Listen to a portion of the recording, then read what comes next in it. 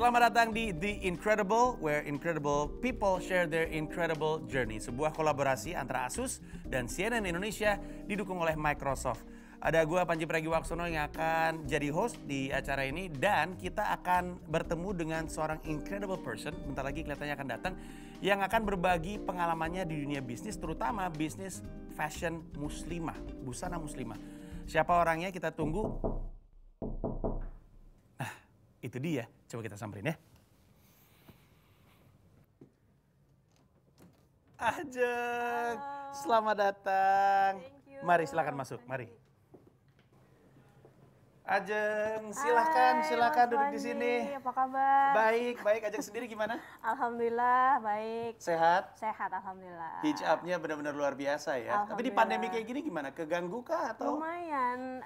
Menurut saya sih justru berkah ya di pandemi ini. Aku sambil buka laptop ya Mas. Silakan. Oh, masih sibuk juga ternyata ya? Iya lumayan lah karena memang di pandemi ini behavior masyarakat kan berubah. Yang tadinya mungkin mereka itu kebanyakan offline, belanjanya ke store atau offline yang lain, sekarang tuh berubah jadi ke online gitu. Wow. Ya, jadi banyak orang akan berasumsi pandemi ini membawa kesulitan, tapi ternyata di balik semua itu ada peluang-peluang juga benar yang banget. bisa dimanfaatkan dengan baik. Iya, betul. Nah, banyak yang tahu hijab ini kan tentu sebuah platform yang luar biasa, empowering. Banyak orang yang tadinya cuma bisa berhayal doang untuk bisa memasarkan karyanya dari sisi fashion, punya tempat seperti hijab. Dan Ajeng juga salah satu enablernya lah yang membuat rezekinya banyak loh. Jadi rezeki orang-orang datang karena Ajengnya jadi rezeki juga gitu. Mungkin pertanyaannya gini, orang kan perjalanannya beda-beda ya untuk memulai kewirausahaan. Dan memang harus diakui sekarang kan menjadi entrepreneur kan kayaknya hits banget ya gitu. Banyak yang pengen jadi entrepreneur tapi perjalanan menuju ke situ beda-beda. Nah kalau dari Ajeng sendiri sampai kepada keputusan kayaknya gue mau berwirausaha deh, itu gimana ceritanya? Bisa dibilang ceritanya cukup panjang ya Mas Panji. Kita bisa dibikin ini novel. Kita akan 8 episode hanya Ajeng. Nggak apa-apa, santai gitu. Kita jalan aja. Jadi kalau ditarik lagi ke belakang gitu ya, itu memang dari kecil lingkungan keluarga juga. Kebetulan ibu bapak aku juga wirausaha juga. Terus apa kalau boleh tahu wirausahanya? Dulu itu di bidang telekomunikasi juga. Zaman dulu kan kita masih pakai pager gitu kan. Ada talkie. Aduh, angkatannya. Kabel ya segala macam gitu. Iya, Jadi iya. udah biasa ngelihat ibu sama bapak itu bergulat dengan kewirausahaan lah gitu. Ups and down segala macam. Dari remaja tuh udah suka disuruh kayak nulis invoice gitu. Remaja nulis invoice ya? Saya nulis diary loh. Kadang-kadang zaman dulu tuh kalau bagi rapot kan ada tulisan pekerjaan orang tua. Wirausaha itu jarang banget yang orang tuanya wirausaha gitu. Betul. Wirausaha tuh apa sih? Gitu. Iya. Nah seiring berjalannya waktu, kebetulan aku tuh kuliahnya ilmu politik. Kuliahnya ilmu politik? Jadi nggak ada waktu kuliah itu memang bisa dibilang nggak belajar bisnis secara formal gitu. Tapi waktu kuliah itu udah tertarik karena masuk kuliah itu lagi zaman Krismon. Itu kan susah ya, bisa dibilang yang susah. Jadi struggle-nya itu keluar gitu. Spiritnya untuk daya tahan, daya juang kehidupan muncul banget. Jadi mulai di kuliah itu jualan pulsa lah, jualan jilbab, jualan kue, pokoknya banyak lah jualan. Nah, kebetulan waktu itu ada teman yang misalnya fakultas ekonomi kuliahnya, ikutan sit in di situ. Jadi walaupun misalnya kuliahnya ilmu politik, tapi sering sit in di kuliah-kuliah yang lain gitu. Kalau misalnya ada manajemen, misalnya Pak Renald bagus itu, Pak Renald Kasali, datang ke kelasnya, sit in, minta izin, duduk kayak gitu. Jadi ya bisa dibilang dapetin ilmu bisa dari mana aja. Nah mulai tertarik bisnis karena waktu itu dapat inspirasi atau pencerahan gitu lagi kuliah gitu. Tring ada pencerahan gitu. Itu lagi mata kuliahnya ketahanan nasional atau pertahanan negara, saya lupa. Jadi dapat inspirasi untuk pada akhirnya ke bisnis dari mata kuliah ketahanan nasional. Iya. Kenapa? Karena waktu dosennya bilang gini, ketahanan nasional itu bukan sekedar berapa banyak army yang dimiliki nama negara, tapi gimana kalian bisa jualan ketoprak ke Kanada katanya gitu. Oh wow. Sedikit kan? Jualan ketoprak ke Kanada gitu kan. Artinya tuh sebenarnya meaningnya tuh dalam gitu. Sekarang kita baru ngerasain, zaman itu tahun 2000-an awal, mungkin kita nggak kebayang makan bibimbap gitu misalnya dengan sangat passionate gitu. Betul sekali. Atau kita lebih bangga nge-instagramin sushi daripada lemper gitu. Iya, betul. Nah, mungkin itu belum kerasa, tapi sekarang udah kerasa banget gitu. Nah, sejak saat itu pas dosen cerita kayak gitu langsung mikir, apa ya yang bisa saya bawa nih keluar gitu. Tapi ini punyanya Indonesia nih istilahnya gitu. Nah, waktu itu mikir gini, waktu itu kebetulan udah berjilbab juga. Terus teman-teman mulai banyak kan yang suka beli misalnya barang-barang branded gitu. Kenapa Indonesia nggak bisa ya? Kan kita yang pakai jilbab gitu. Kita yang istilahnya bisa dibilang punya DNA-nya gitu. Mungkin dari kecil abis lahiran langsung pakai jilbab gitu kan. Ada juga yang udah diarahin ke arah sana, betul. Pakai bedong kan. Iya, itu betul. Jadi sebenarnya kita udah punya DNA-nya untuk itu gitu. Jadi sebenarnya kalau misalkan pertanyaan kemudian kenapa wirausahanya ke busana muslimah, berarti turunannya adalah dari obrolan atau dari mata kuliah ketahanan nasional itu? Iya. Karena waktu itu udah mikir, terus dicatat ke notes gitu. Akhirnya kan kebawa terus kan. Walaupun misalnya udah selesai kuliah, terus misalnya kerja kemana, ke tempat A, B, C, D, F, G, tapi tetap ada pengen bikin sesuatu gitu. Nah, kebetulan waktu itu menikah sama Mas Zaki yang juga punya spirit entrepreneurship. Dan spirit yang gimana caranya kita bisa kontribusi juga nih ke Indonesia. Nah, alhamdulillah waktu itu ide tentang bikin platform ini disambut juga dengan sangat baik. Akhirnya kita mulai dari riset bareng, terus ya kita ngembangin juga, dibantulah sama suami juga gitu. Membangun bisnis support lah. Bersama dengan membangun rumah tangga. Tapi kalau bisa gue simpulin ya, berarti kurang lebihnya ketika dosen waktu itu ngomongin soal ketoprak dijual ke Kanada, itu tidak serta-merta membuat Ajeng ngerasa, oh ya mungkin gue kuliner kali ya karena pasarnya gede, tapi ngelihat sesuatu yang dekat juga dengan Ajeng karena Ajeng juga berhijab, terus gitu paham dengan dunianya, mungkin itu bisa jadi yang kita bisa tarik adalah kadang-kadang bisnis juga nariknya dekat ke kita kah? Nggak harus kayak di mana peluang bisnisnya ya gitu. Betul. Karena mungkin waktu itu bisnisnya mungkin belum terlalu, apalagi di awal-awal. Itu tahun berapa tuh berarti itu waktu mata kuliah ketahanan pangan? 2000 Ketahanan nasional. 2003 lah mungkin. Iya, nggak seperti sekarang industrinya kan. Jadi karena banyak orang yang suka bilang bisnis mulainya dari mana ya? Dari ngeliat peluangnya kah? Atau dari ternyata kalau Ajeng ya dari yang deket aja gitu kan. Iya. Wow. Nah, kalau nggak salah Ajeng kan sebelum akhirnya 100% bisnis, itu kan sebenarnya sempat kantoran. Tentu beda pasti, tapi apa ya, ekspektasinya ketika pindah ke dunia wirausaha apakah sama ataukah ternyata nggak seribet yang gue pikir gitu, atau ternyata ini jauh lebih ribet, mesti mikirin tanggal 25 biasanya kita deg-degan karena nerima, sekarang 25 deg-degan ada nggak ya untuk dikasih, beda nggak sih gitu ketika ngantor dan bisnis dan seperti apa gitu? Tentunya beda ya, dan waktu itu kan mulai bisnis umurnya 25 tahun. Jadi bisa dibilang lagi semangat-semangatnya gitu. Nah, waktu mulai awal bisnis itu istilahnya kita menggaji diri kita sendiri gitu. Dan harus berani resikonya. Kayak tadi ketakutan misalnya dulu biasanya dapat gaji, sekarang harus ngasih gaji gitu. Tapi justru semangatnya itu di gimana kita nge-grow bisnis gitu. Dan di bisnis itu sendiri ada value-nya kan, nggak cuma misalnya buat kita sendiri, tapi kita juga bisa impact ke yang lain gitu, kasih impact ke yang lain juga. Menarik tadi pertanyaan soal impact ke yang lain. Karena gue sih dapat informasinya 90% karyawan di sana perempuan. Iya, 90%. Itu salah satu impact yang ingin dicapai. Apa tuh kira-kira? Sebenarnya gini ya, kayak misalnya tenan atau brand yang join ke hijab, itu kan biasanya mereka mungkin mulainya dari industri rumahan. Mungkin biasanya mereka melahirkan, terus harus resign dari kantor misalnya, tapi masih bisa tetap berkarya gitu.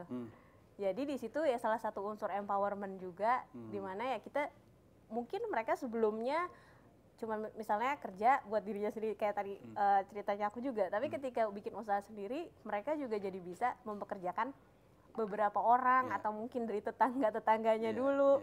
Bahkan ada yang cerita dia punya konveksi di Garut, itu penjahitnya sampai bisa bangun rumah gitu dari karena dapat orderan baju itu. Jadi kayak luar biasa masih.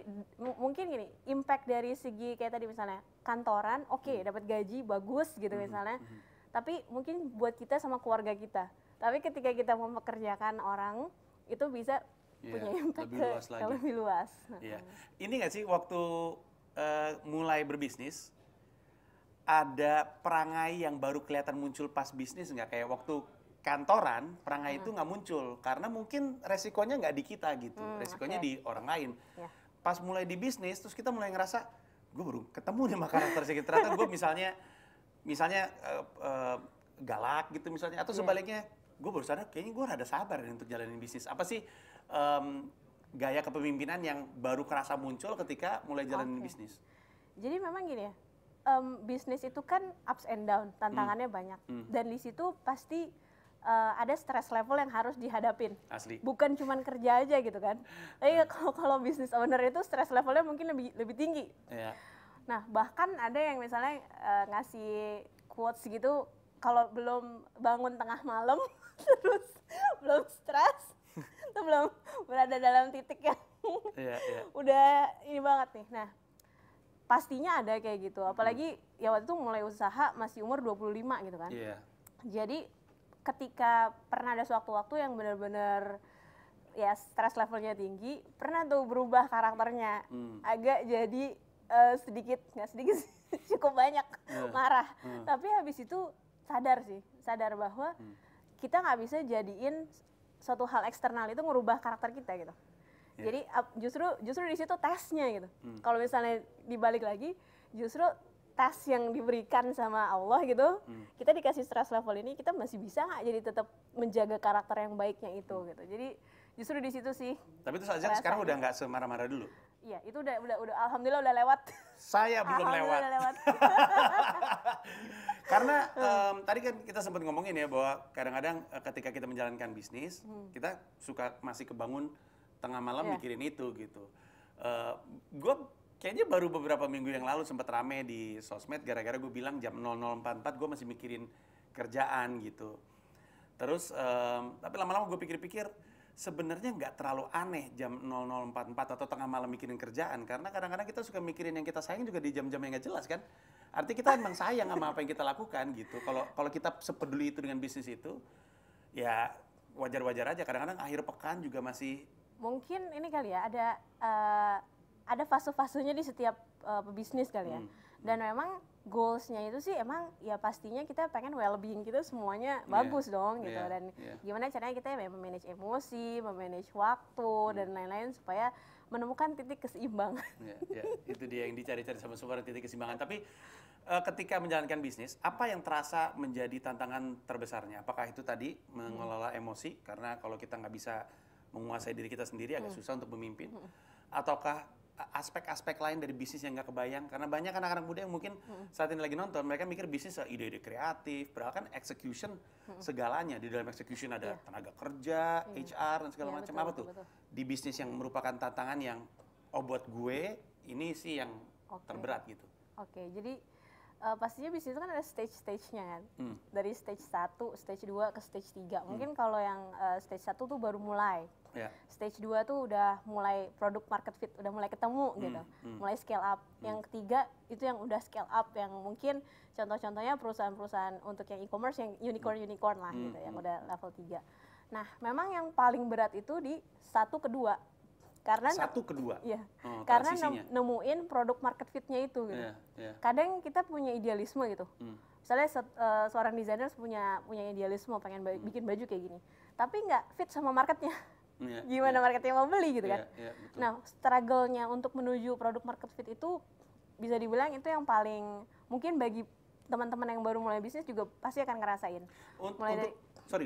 Untuk Hijab-nya sendiri kan sebagai platform kan juga mesti nemuin produk market fit juga kan. Dari pertama kan MVP aja dulu kita lihat traction-nya seperti apa, kita analisa. Itu juga berat juga ya? Iya, itu yang waktu itu dirasain kayak gitu. Karena ketika ada di level 1 mau ke level 2, itu kan resource-nya nggak sebanyak mungkin yang udah di level 2 ketiga atau ketiga, karena udah banyak investor. Betul. Jadi harus berdarah-darah sendiri. Yang tadi saat-saat dimana mikirin segala macamnya sendiri mungkin, yang sampai kebangun malam-malam. Nah itu karena tadi itu resource-nya belum terlalu banyak, tapi challenge untuk nemuin produk market fit-nya itu udah harus naik kelas gitu. Kalau enggak kelamaan di sini bisa habis kan uangnya. Iya betul sekali. Untuk Hijab sendiri ya, yang membantu Hijab untuk mendapatkan produk market fit, apakah ngebaca dari reaksi market atau ngebaca dari usernya? Artinya desainer yang naruh atau dari konsumen yang bertransaksi gitu, yang mana? Dari both sih, dua-duanya. Tapi yang paling penting customer dulu. Karena kita lihat kayak gini, misalnya dari sekian banyak yang visit, berapa ya conversionnya gitu. Nah, kenapa sih misalnya nggak convert? Nah, kita tanya nih sama customer ini, apa sih faktor-faktornya yang bikin mereka convert? Misalnya dari segi harga, di price range berapa gitu, di kualitas barang yang kayak gimana, brand apa yang dia suka gitu. Jadi nemuin itunya untuk. Berarti kurang lebihnya agak-agak kayak ini ya, Hijab tuh ada peran apa sih namanya kalau misalnya wirausaha dibantu untuk di grooming gitu. Ada peran kayak gitu ya, ada ngebantunya untuk menumbuh kembangkan karena tentu kan kebaikan desainernya adalah kebaikan Hijab juga. Betul. Berarti apa? Kalau ditanya benefit apa yang dirasakan oleh mereka yang naruh ke Hijab, apa benefitnya, apa featuresnya gitu? Mungkin kita bisa bilang kita kayak katalisator ya.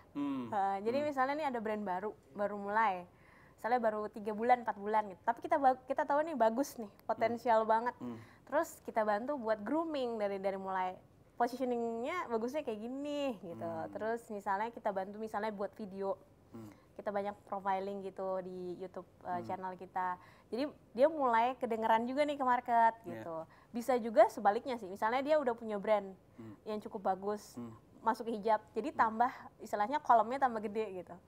Jadi Hijab bisa dibilang kayak karena kita mengkurasi, jadi kayak lembaga yang melegitimasi bahwa ini brandnya oke nih. Gitu. Iya. Orang sangat percaya sama Hijabnya ya, sehingga apapun yang kemudian muncul di situ jadi legitimasi gitu. Ini ada di Hijab berarti valid gitu. Ya, kita berusaha gitu. Buat menjaga itu sih. Kita berusaha buat menjaga itu supaya ya secara kualitasnya juga bagus, karakter brandnya juga terjaga kayak gitu. Sedikit keluar dari bisnis tapi masih terkait kaitannya sama pernikahan.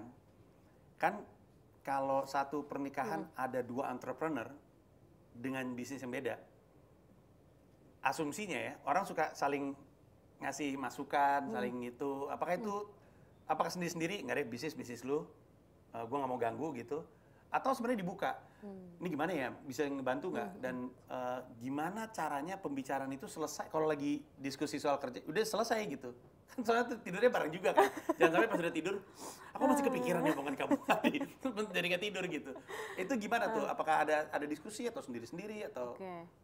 Kalau aku sih prinsipnya gini ya, ketika perempuan itu berbisnis, dia harus dapat support dari suaminya. Sama juga suami gitu. Harus dapat support dari istrinya ya nggak sih? Harus dapat support dari lingkungan terdekat ya, support sistemnya. Jadi bukan cuman suami sih, dari mulai orang tua, ya kan? Jadi atau saudara-saudara. Jadi mereka juga bisa ngasih support system yang baik. Nah, suami juga gitu. Baik misalnya bareng bisnisnya ataupun bisnis yang berbeda, itu harus sama-sama support. Nah, kalau konteksnya di sini, kalau Mas Zaki itu kan memang dari mulai awal memang udah bisnis duluan.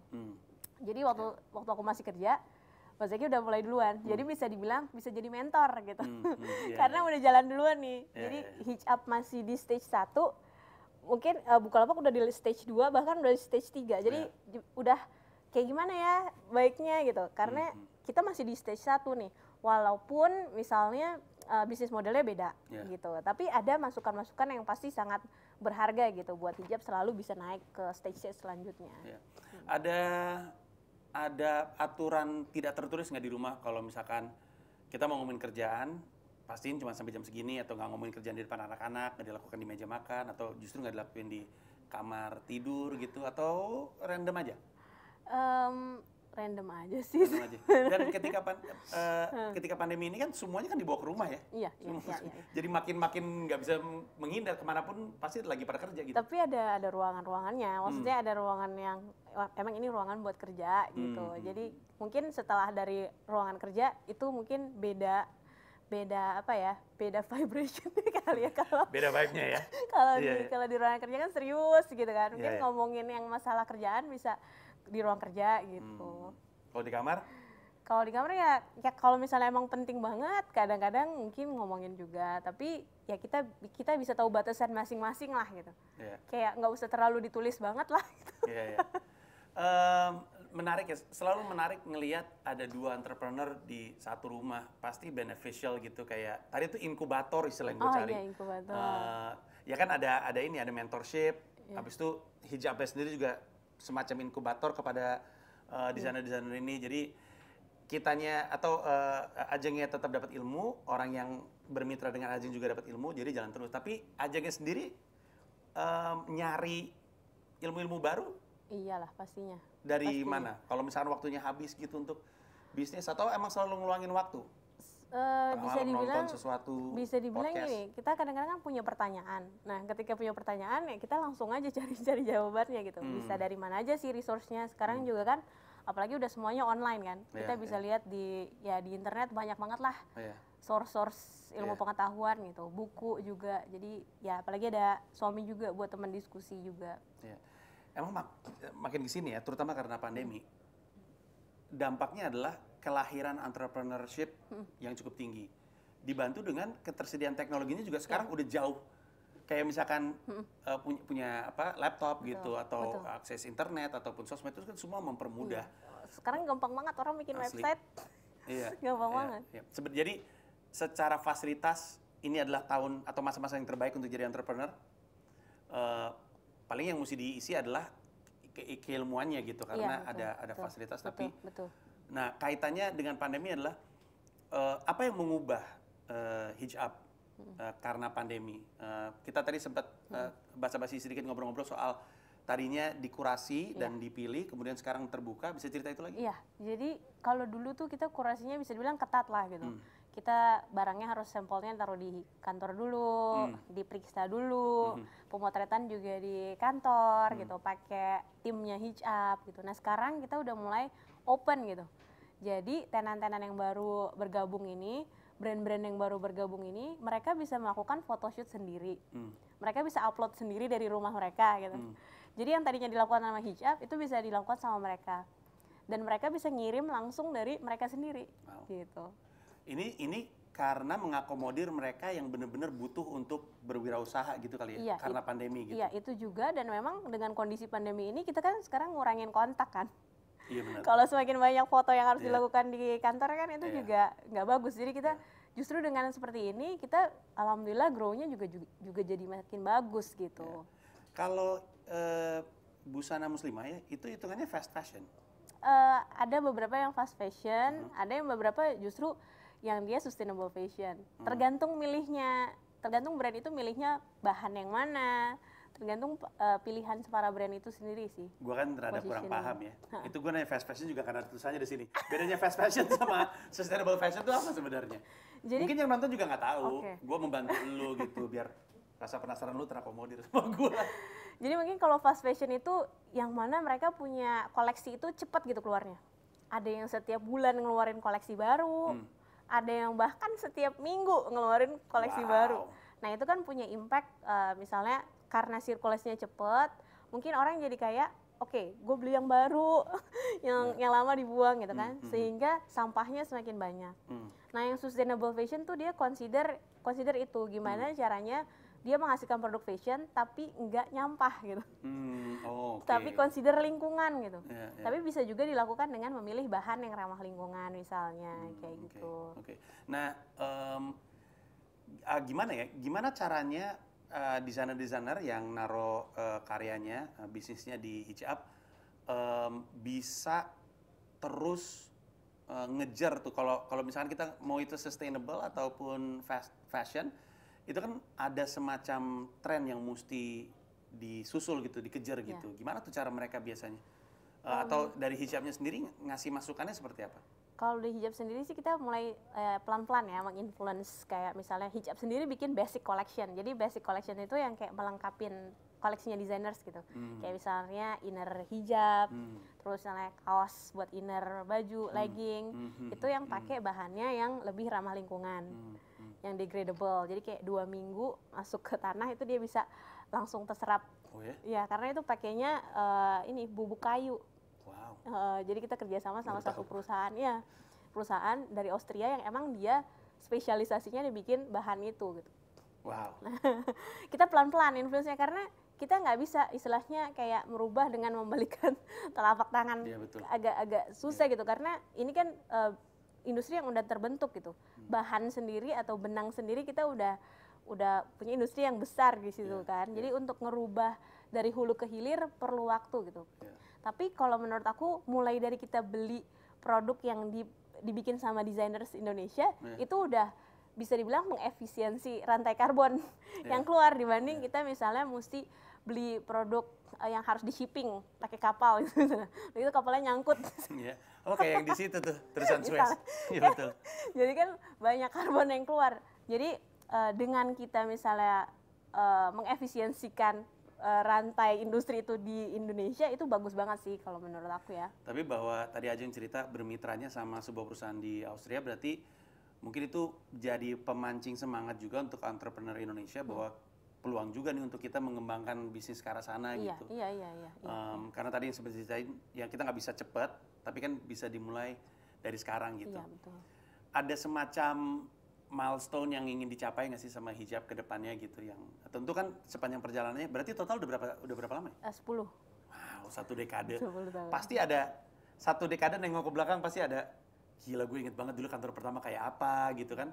Ada sejumlah milestone yang sudah tercapai. Tapi ke depannya apalagi kira-kira yang ingin dicapai sama hijab? Pengennya sih seperti yang tadi ya, di mata kuliah yang waktu itu lagi menjadikan inspirasi itu, gimana hijab itu bisa ya diterima bukan cuma di Indonesia, tapi juga bisa jadi inspirasi juga di luar gitu. Bisa jadi kebanggaan Indonesia lah gitu. Dan tentunya juga bisa banyak memberikan impact di Indonesia. Gitu. Waktu itu di materi stand up comedy gue pernah ngebahas soal udah waktunya kita menawarkan sesuatu kepada dunia ketimbang hanya mengkonsumsi apa yang dunia tawarkan. Soalnya kan untuk waktu yang cukup lama ya kita konsumsi mulu kan, kita marketnya dunia gitu. Sementara secara kemampuan hijab juga kelihatannya udah geser ke sana, udah menuju ke sana. Kita bisa menawarkan sesuatu kepada dunia, termasuk dalam hal ini adalah busana muslimahnya gitu. Dan secara, karena Ajeng lihat sendiri, secara desain, secara kualitas kita sebenarnya udah siap ya? Udah siap. Dan ini ya, karena keunikannya desainer-desainer Indonesia itu, dia tahu taste-nya dari Indonesia sendiri tuh kayak gimana, sukanya dari sisi warnanya apa, patternnya seperti apa gitu. Jadi kebanyakan tuh punya loyalisnya gitu. Itu kalau brand desainer-desainer di dalam hijab itu berarti konsumennya masih dari Indonesia ataukah ada yang udah mulai keluar? 90% dari Indonesia, 90% Indonesia. Ketika mereka udah mulai keluar tuh berarti apa? Mulai pelan-pelan ngebuka market gitu atau? Mulai pelan-pelan membuka market, dan memang di kayak misalnya contoh ke Malaysia, jadi Malaysia aja. Waktu saya pernah ke Malaysia dan dia ada satu orang yang nanya, ini kerudungnya beli di mana gitu. Karena ini beda sama yang ada banyak di Malaysia. Jadi keunikannya produk Indonesia tuh punya punya daya tarik lah di luar itu. Ada sesuatu yang kayaknya mutlak banget kelihatan dimiliki sama bangsa ini, itu adalah karakter dan beragam gitu kan. Maksudnya kita kayak akan budaya itu datang dengan karakter masing-masing yang kalau diturunkan ke fashion itu jadi karakter yang unik lagi gitu. Jadi kaya banget ya. Kalau ada masukan dari Ajeng ya untuk siapapun gitu entrepreneur yang bilang, gue juga pengen fashion muslimah selain tentunya bergabung dengan hijab, apa kira-kira yang bisa membantu mereka untuk mengembangkan bisnis mereka? Apa sih yang harus dipikirkan oleh entrepreneur di bidang fashion muslimah? Oke, aku mungkin punya 5 tips ya di sini ya. Yang pertama, untuk honest, jujur. Oh, honest, oke. Dalam arti kayak gini, kita mulai dari diri kita sendiri gitu. Jadi apakah itu merupakan bagian dari passion kita? Karena emang dalam dunia entrepreneur itu, kalau kita nggak mulai dari kita sendiri, why yang kuat dari kita sendiri, itu ya kedepannya pasti banyak tantangan. Dan ketika kita menghadapi tantangan itu, kita akan mudah goyah ketika dari diri kita sendiri why-nya nggak kuat gitu. Jadi honest terhadap jawaban akan why-nya itu. Itu penting banget gitu, yang satu. Terus yang kedua, untuk inovatif. Untuk inovatif? Inovatif. Jadi sekarang itu kan market udah punya banyak produk gitu. Kalau kita mau bisnis dan kita masukin barang yang sama, nggak ada nilai tambahnya, terus value apa yang harus ditukar sama customer gitu. Jadi harus ada unsur inovasinya, inovasi apa yang diberikan gitu. Dan di sini memang inovasi itu butuh banyak ilmu lah gitu. Kita harus banyak research, kita harus banyak lihat market, apa nilai tambah yang bisa diberikan. Nah, J.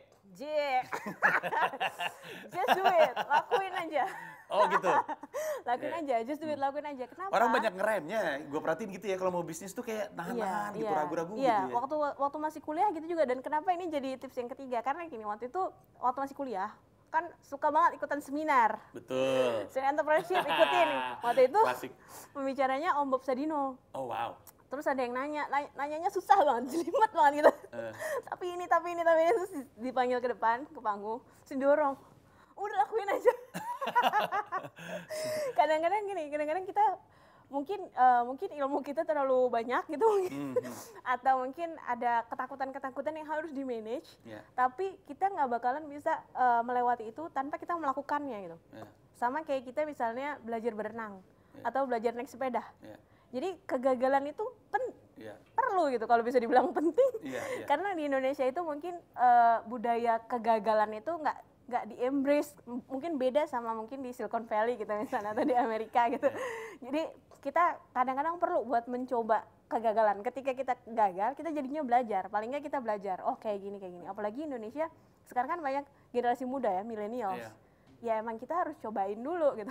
Harus berani nyoba gitu. Sebelum kita geser ke U-nya, sebenarnya tadi Ajeng juga ada sempat cerita bahwa Ajeng sendiri aja di hijab juga mulai dengan MVP gitu, minimum viable products gitu. Kebanyakan orang tuh berpikir produknya tuh atau lainnya harus sempurna gitu. Padahal mulai dari yang paling minimum yang kita bisa lakukan, terus kita lihat apa yang kita bisa perbaiki, kita tambahin gitu kan. Jadi emang kuncinya adalah ya semua juga bertumbuh gitu. Kayak waktu awal-awal bikin foto pemotretan, foto fashion gitu kan.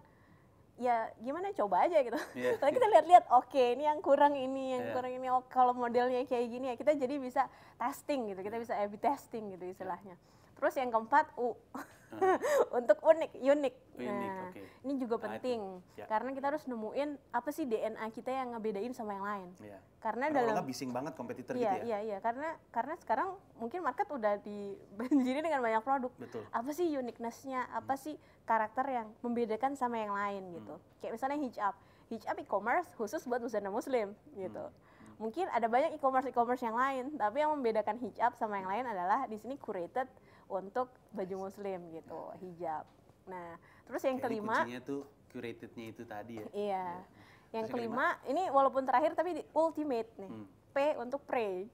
Berdoa. Berdoa. Karena gimana ya? Dunia ini penuh dengan ketidakpastian. Asli, ini pandemi salah satunya. Gue pikir P pandemi enggak ya? Iya. Pray ya? Pray, karena kalau misalnya kita cuma ngandelin ke diri kita sendiri, kita bakalan gampang stres. Asli. Kayak itu tadi, momen-momen ketika dulu-dulu itu yang, waduh pokoknya stressful, karakter bisa berubah karena kondisi mungkin yang sangat stressful itu. Tapi kalau kita balik lagi, oh ternyata itu ujian gitu. Oh ternyata jawabannya ada kok sebenarnya gitu.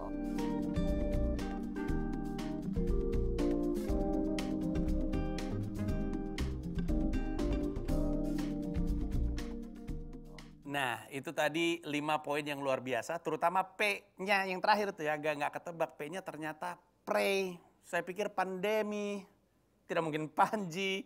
Tapi itulah tadi incredible quotes dari incredible people. Kali ini adalah Ajeng. Moga-moga bisa ngasih incredible insights juga untuk Anda dalam membangun bisnis. Nah, berbicara tentang sesuatu yang incredible, ada Info Today's Incredible Laptop. Ini sesuatu yang jadi rekomendasi gue pribadi, karena gue rasa device ini juga pas sama gue untuk kebutuhan gue, seorang multitasker. Sekali waktu bisa ngerjain beberapa hal, dilakukan sepanjang hari, setiap hari. Ini adalah Asus ZenBook Duo 14 UX 482, merupakan series terbaru dari lini ZenBook series yang didukung dengan Windows Hello. Dual screen, 100% sRGB color gamut Pantone validated display dengan layar utama yang memiliki screen to body ratio sebesar 93%. ScreenPad Plus kemudian dilengkapi juga dengan AIPT, Asus Intelligent Performance Technology, yang bisa ngeboost performance saya, lo, semuanya sampai 40%. Ajeng, terima kasih banyak atas waktunya untuk ngobrol-ngobrol. Dan inilah dia episode The Incredibles kali ini. Semoga bisa ngasih incredible insight untuk lo, dan kita akan ketemu di The Incredibles episode berikutnya. Thank you. Bye-bye.